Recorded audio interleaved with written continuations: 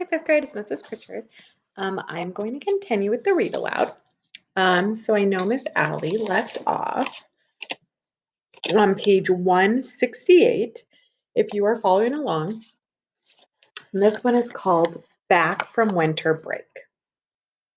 Okay. Despite what Tushman said, there was no clean slate when I went back to school in January. In fact, things were totally weird from the second I got to my locker in the morning. I'm next to Amos, who's always been a pretty straight up kid, and I was like, yo, what up? And he basically just nodded a half hello and closed his locker door and left. I was like, okay, that was bizarre. And then I said, hey, what up to Henry, who didn't even bother half smiling but just looked away. Okay, so something's up. Dissed by two people in less than 5 minutes? No, or not that anyone's counting. I thought I'd try one more time with Tristan, and boom, same thing. He actually looked nervous, like he was afraid of talking to me. I've got a form of the plague now, is what I thought. This is Julian's payback. And that's pretty much how it went all morning. Nobody talked to me. Not true. The girls were totally normal with me, and August talked to me, of course. And actually, I have to say, both Maxes said hello, which made me feel kind of bad for never, ever hanging out with them in the 5 years I've been in their class.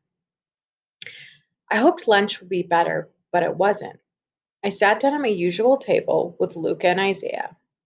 I guess I thought since they were in this super popular group, but were kind of middle of the road jock kids, that I'd be safe with them. They barely nodded when I said hello. Then, when our table was called, they got their lunches and never came back. I saw them find a table way over at the other end of the cafeteria. They weren't at Julian's table, but they were near him, like on the fringe of popularity. So, anyway, I'd been ditched. I knew table switching was something that happened in the fifth grade, but I never thought it would happen to me. It felt really awful being at the table by myself. I felt like everyone was watching me. It also made me feel like I had no friends, and I decided to skip lunch and go read in the library. That's sad. That makes me really sad that he felt that way. Ooh. Okay, the next chapter is The War. It was Charlotte who had the inside scoop on why everyone was dissing me. I found a note inside my locker at the end of the day. Meet me in room 301 right after school. Come by yourself, Charlotte. She was already inside the room when I walked in. Sup, I said. Hey, she said. She went over to the door, looked left and right, then closed the door and locked it from the inside. Then she turned to face me and started biting her nail as she talked. Look, I feel bad what's going on, and I just wanted to tell you what I know. Promise you won't tell anyone I talk to you. Promise. So Julian had this huge holiday party over winter break, she said. I mean, huge. My sister's friend had her sweet 16 at the same place last year. There were like 200 people there. So I mean, it's a huge place. Yeah, and yeah, and well, pretty much everybody in the whole grade was there. Not everybody, I joked. Right, not everybody. Duh. But like even parents were there, like my parents were there, Julian's mom is the vice president of the school board, right? So she knows a lot of people. Anyway, so basically, what happened at the party was that Julian went around telling everyone that you punched him because you had emotional problems. What? And that you would have gotten expelled, but his parents begged the school not to expel you. What? And that none of it would have happened in the first place if Tushman hadn't forced you to be friends with Augie. He said his mom thinks that you, quote, unquote, snapped under the pressure. I couldn't believe what I was hearing. No one bought into that, right? I said. She shrugged. That's not even the point. The point is he's really popular. And my mom heard that his mom is actually pushing the school to review Augie's application to Beecher. Can you do that? It's about Beecher not being an inclusion school. That's the type of school that mixes normal kids with special needs. That's just stupid. Augie doesn't have special needs. Yeah, but she's saying that if the school is changing the way they usually do things in some ways, they're not changing anything. Yeah, they did. Didn't you notice they changed the theme of the New Year art show? In past years, fifth graders painted self portraits. This year, they made us do those ridiculous self portraits as animals, remember? It's a big freaking deal. I know, I'm not saying I agree. I'm just saying that's what she's saying. I know. This is just so messed up. I know. Anyway, Julian said that he thinks being friends with Augie is bringing you down and that for your own good, you need to stop hanging out with him so much. And if you start losing all your old friends, it'll be like a wake up call. So basically, for your own good, he's going to stop being your friend completely. Newsflash, I stopped being his friend completely first. Yeah, but he's convinced all the boys to stop being your friend for your own good. That's why nobody's talking to you. You're talking to me. Yeah, well, this is more of a boy thing, she explained. The girls are staying neutral, except Savannah's group because they're going out with Julian's group. But to everybody else, this is really a boy war. I nodded, and she tilted her head to one side and pouted like she felt sorry for me. Is it okay that I told you all this? She said. Yeah, of course. I don't care who talks to me or not. I lied. This is all just so dumb. She nodded. Hey, does Augie know any of this? Of course not, at least not from me. And Summer? I don't think so. Look, I better go. Just so you know, my mom thinks Julian's mom is a total idiot. She said she thinks people like her are more concerned about what their kids' class pictures look like than doing the right thing. You heard about the photoshopping, right? Yeah, that was just sick. Totally, she answered, naughty. Anyway, I better go. I just wanted you to know what was up and stuff. Thanks, Charlotte. I'll let you know if I hear anything else, she said. Before she went out, she looked left and right outside the door to make sure no one saw her leaving.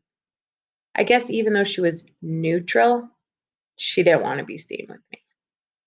So kind of remember neutral means I like how the girls said they're staying neutral, so they're not picking sides. They're not in the middle yet.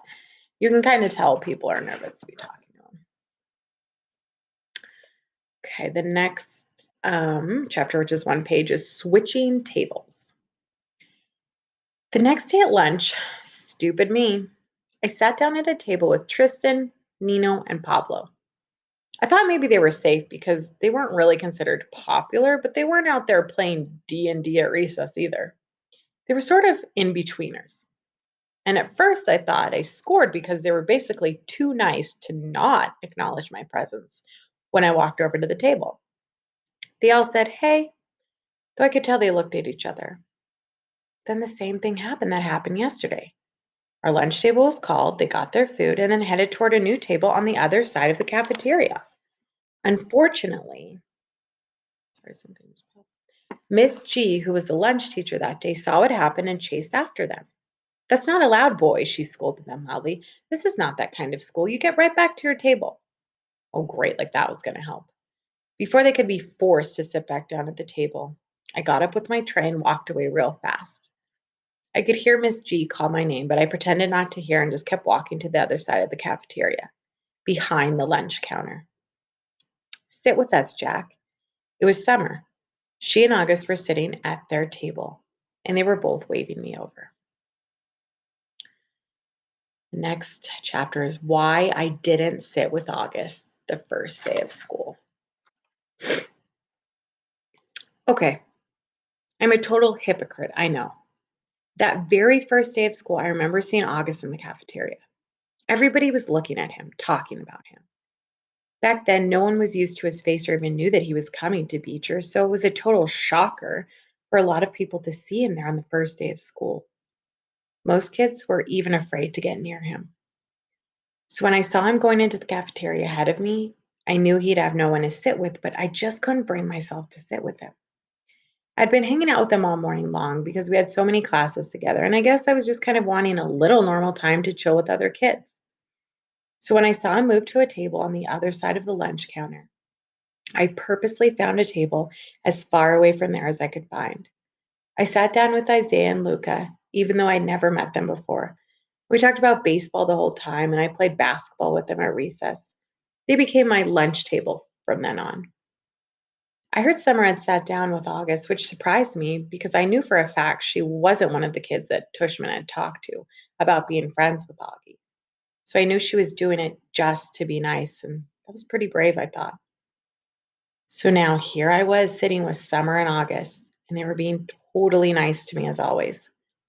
I filled them in about everything Charlotte had told me, except for the whole big part about my having snapped under the pressure of being Augie's friend, or the part about Julian's mom saying that Augie had special needs, or the part about the school board.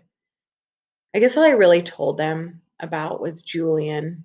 He had a holiday party and managed to turn the whole grade against me. It just feels so weird, I said, to not have people talking to you, pretending you don't even exist. Augie started smiling.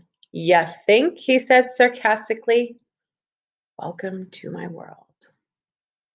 So it's a little ironic, and he does kind of feel like a hypocrite that he treated Augie that way.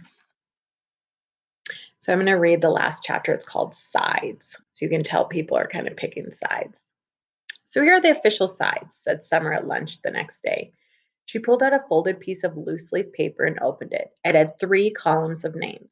Jack's side: Jack, August, Reed, Max G, Max W. Julian's side: Miles, Henry, Amos, Simon, Tristan, Pablo, Nino, Isaiah, Luca, Jake, Tolan, Roman, Ben, Emmanuel, Zeke, Tomaso. Neutrals: Malik, Remo, Jose, Leaf, Ram, Ivan, Russell. "Where did you get this?" said Augie, looking over my shoulder as I read the list. "Charlotte made it," Summer answered quickly. "She gave it to me last period. She said she thought you should know. Who is on your side, Jack?" "Yeah, not many people, that's for sure," I said.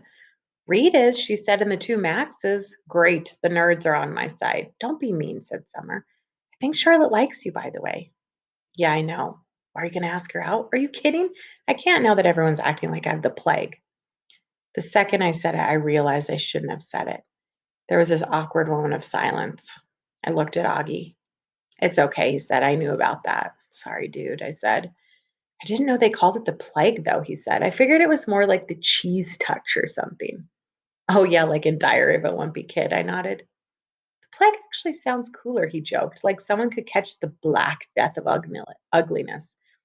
As he said this, he made air quotes. "I think it's awful," said Summer.